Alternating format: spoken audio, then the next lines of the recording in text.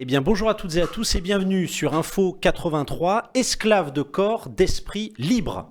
C'est de Sophocle dont nous allons parler in fine aujourd'hui avec Anna Fago. Bonjour Anna. Bonjour. Donc Anna qui est auteure, metteur en scène au sein de la compagnie Entre, c'est bien ça? C'est ça, j'ai cette chance. Et donc j'ai dit qu'on va parler de Sophocle, mais on va en reparler, on va montrer un teaser tout de suite à nos téléspectateurs. C'est maintenant.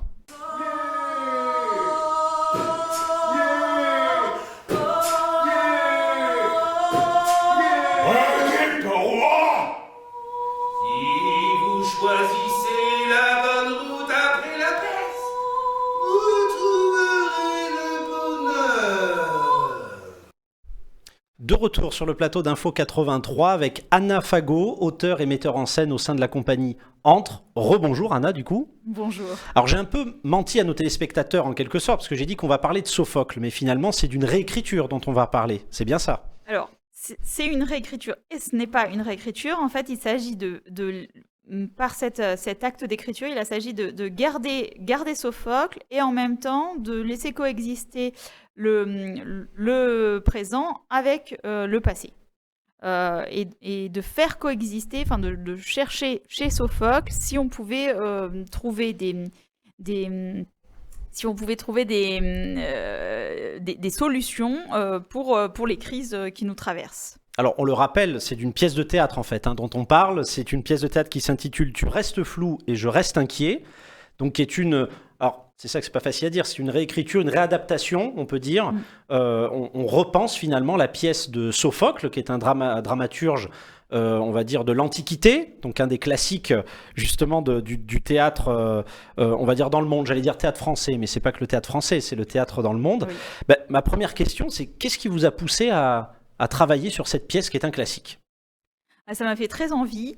Ça m'a fait très envie parce que c'est un classique qui est extraordinaire. C'est extraordinaire Sophocle et c'est une joie de travailler avec lui parce que c'est de ça dont il s'agit dans l'écriture. C'est aussi de travailler avec des auteurs qui sont pourtant morts et enterrés. Et c'était une très grande joie parce que c'est un joyau de finesse, Oedipe Roi. Et de voir comment ça pouvait résonner, comment faire résonner ce texte-là du passé dans notre époque actuelle, ça m'intéressait beaucoup. Et le point de départ de cette pièce d'Oedipe Roi, c'est la peste, c'est la crise, et c'est l'appel à un roi, à un homme providentiel, enfin Oedipe, mais qui se trouve être le roi. Et comment s'en sortir, en fait, suite à une crise ou à une autre. Et ça, c'est une question qui me semble assez actuelle aujourd'hui. Et en même temps, comment être à la hauteur quand on est l'homme providentiel désigné. C'est pas facile. C'est pas facile. Voilà, sauver le collectif, c'est pas facile au niveau individuel. Et en même temps, comment est-ce qu'on... Voilà, est-ce que ce qui est posé comme question par Oedipe, c'est jusqu'où je vais moi, pour sauver le collectif. Parce que c'est quand même un roi très très courageux qui est prêt à aller chercher la vérité, même quand, en fait, la vérité va l'accuser lui. Bien sûr. Les faits vont venir l'accuser lui. Et ça, c'est quand même quelque chose qui est une qualité qu'on pourrait rêver. On pourrait rêver que les dirigeants d'aujourd'hui aient cette qualité-là. Alors c'est une pièce engagée, on peut dire, en quelque sorte. C'est une pièce engagée c'est une pièce qui cherche comment chacun pourrait trouver sa responsabilité dans le monde. Trouver sa part de responsabilité. Pas toute la part, parce que je ne suis pas, moi, responsable de tous les malheurs du monde, c'est pas possible. Tout à fait, chacun prend sa part, en quelque sorte. C'est une responsabilité partagée. Voilà, le réchauffement climatique, c'est pas que moi. Voilà, par exemple. Je vois. Mais j'ai peut-être ma part. Alors justement, j'ai ma part à jouer. J'en profite, on va rappeler aux téléspectateurs, pour que ça soit bien clair, on parle bien d'une pièce de théâtre. Alors on peut le rappeler qui va se passer les 25, 26 et 27 novembre, donc au Théâtre des Ateliers à Aix-en-Provence. C'est bien une première, on peut le dire. C'est la première fois que cette pièce réécrite, que vous avez réécrite, que vous mettez en scène aussi, c'est la première fois qu'elle va se jouer. C'est la première fois qu'elle va jouer. Donc, alors on peut le souligner, alors on le rappelle aussi, c'est important d'initier nos téléspectateurs à ça. C'est une réécriture donc d'une pièce de théâtre qui s'appelle Oedipe Roi de Sophocle. Oedipe Roi, c'est un mythe, on peut le dire en quelques mots. Vous pouvez nous expliquer un petit peu ce mythe d'Oedipe en quelques mots? Alors, Pas Oedipe, facile. c'est pas facile. Mais Oedipe, c'est un bébé qui a pas de chance en fait. Ses parents l'abandonnent parce qu'il y a eu une prophétie et cette prophétie dit qu'il va tuer son père et épouser sa mère. Et donc ses parents l'abandonnent. Le but, c'est même de le tuer. Mais finalement, il y a les bergers qui le sauvent, qui l'emmènent. Enfin, il y a un berger qui l'emmène dans un pays très lointain. Où il va devenir finalement adopté par un autre couple de rois et de reines. Et à un moment donné, il va se trouver en situation de découvrir qu'il y a une prophétie qui court sur lui, Un destin. un destin, qui le forcerait à tuer son père et à épouser sa mère pour lutter contre son destin. Il s'enfuit. Et en s'enfuyant, en fait, il tombe face à son père biologique, mais il n'était pas au courant, qu'il tue. Voilà. Et il finira ensuite, bien sûr, par Par épouser épouser sa sa mère mère. Jocaste. Voilà. Donc, comme on dit, c'est pas caché, on découvre pas l'intrigue. Hein. Là, c'est un mythe qui est très très connu. La pièce, bien entendu, de Sophocle est extrêmement connue.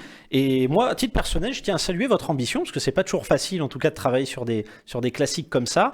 Et brièvement, en quelques mots aussi, est-ce que vous pouvez nous dire quelques mots sur votre mise en scène, qui me semble un petit peu particulière? Alors, l'envie, c'était que les costumes soient enfin, que les décors fassent costumes. Et que les comédiens dévoilent les zones les plus intimes de leur corps, leurs mains et leur visage. Et qu'ils soient cachés par la scénographie le reste du temps. Ça, c'était une idée qui vient aussi de ce moment de Covid et de cette crise sanitaire dans laquelle nous avons été, où il fallait cacher ces parties-là, qui étaient les parties les plus maléfiques. Oui. Hein, et ça, c'était vraiment l'envie de les mettre en avant, de les mettre enfin, d'exposer le visage aussi dans ce qu'il peut avoir de toute son intimité, de toute sa, enfin, comme si le visage devenait un corps à part entière. Très bien. Oui, je vois. C'est un postulat, justement, c'est très philosophique pour le coup. Ça me rappelle un peu les Lévinas ou des auteurs Oui. comme ça. Oui, Donc, j'imagine que vous avez beaucoup travaillé là-dessus.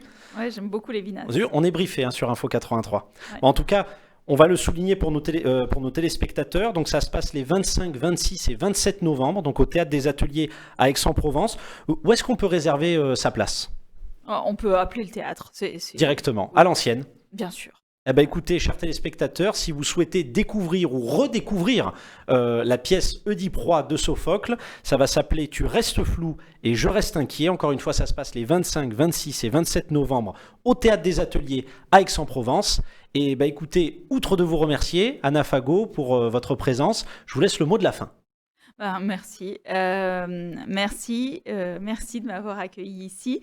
Et après, c'est Tu restes flou et je reste inquiet, qui est cette réponse en fait à cet oracle. L'oracle dit, enfin, l'oracle qui est sollicité pour la solution, dit si vous choisissez le bon chemin après la peste, vous trouverez le bonheur.